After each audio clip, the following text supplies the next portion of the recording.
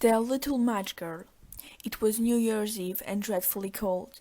The snow fell quickly into darkening light as evening came on. In the cold and the darkness there walked along the street a poor little girl, bareheaded and with no shoes on. When she left home she had slippers on, it is true, but they were much too large for her feet.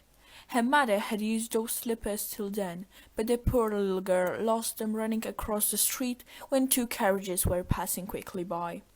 When she looked for them, one was not to be found, and the boy grabbed the other and ran away with it. So on the little girl went with her bare feet that were red and blue with cold. In an old apron that she wore she had bundles of matches, and she also carried a bundle in her hand. No one had bought so much as a bunch all long day, and no one had given her even a penny. Poor little girl! Shivering with cold and hunger she crept along, feeling miserable.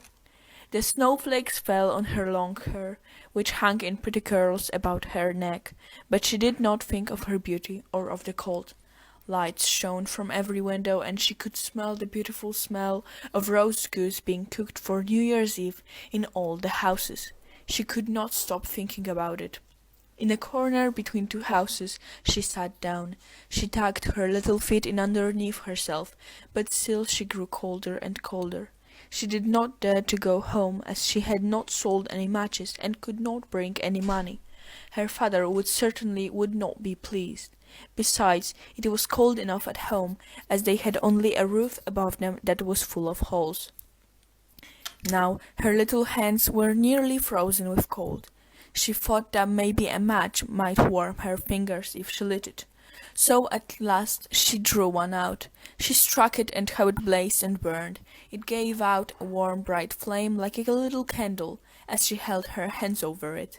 A wonderful little light it was. It really seemed to the little girl as if she sat in front of a great iron stove with a lovely fire inside it.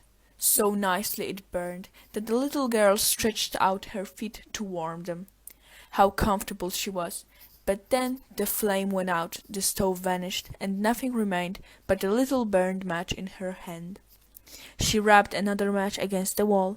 It burned brightly, and where the light fell on the wall, she could suddenly see right through it into the room. A snow-white cloth was spread upon the table, on which were laid beautiful china plates, while a stuffed roast goose cooked away and made a most delicious smell. And what was more delightful still, and wonderful, the goose jumped from the dish, with knife and fork still in his breast, and waddled along the floor, straight towards the little girl. But the match went out then, and nothing was left to her but the thick, damp wall. She lit another match, and now she was under a most beautiful Christmas tree, larger and far more prettily decorated than the one she had seen through the glass doors at the rich merchants'.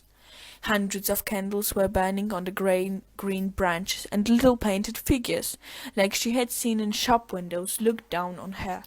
The child stretched out her hands to them, but then the match went out. Still the lights of the Christmas tree burned higher and higher into the sky, until she saw one fall, forming a long trail of fire. "Now someone is dying," murmured the child softly for her grandmother.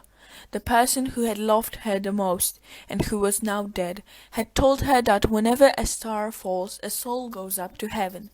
She struck yet another match against the wall. It lit, and in its brightness her dear old grandmother appeared before her, beaming love and kindness. "Oh, grandmother," cried the child, "take me with you. I know you will go away when the match burns out. You too will vanish, like the warm stove, the splendid New Year's feast, the beautiful Christmas tree." And to make sure her grandmother would not disappear, she lit a whole bundle of the matches against the wall, and they burned with such a brilliant light that it became brighter than the midday sun. Her grandmother had never looked so grand and beautiful. She took the little girl in her arms, and both flew joyfully together, climbing higher and higher, far above the earth, away from cold and hunger to heaven. They found her the next morning, leaning against the wall, with red cheeks and smiling mouth, frozen to death on the last evening of the old year. She wanted to warm herself, the poor little thing. People said, "I wonder why she looks so happy." Some people asked. No one imagined what beautiful things she had seen or how happily she had gone with her grandmother into the new year.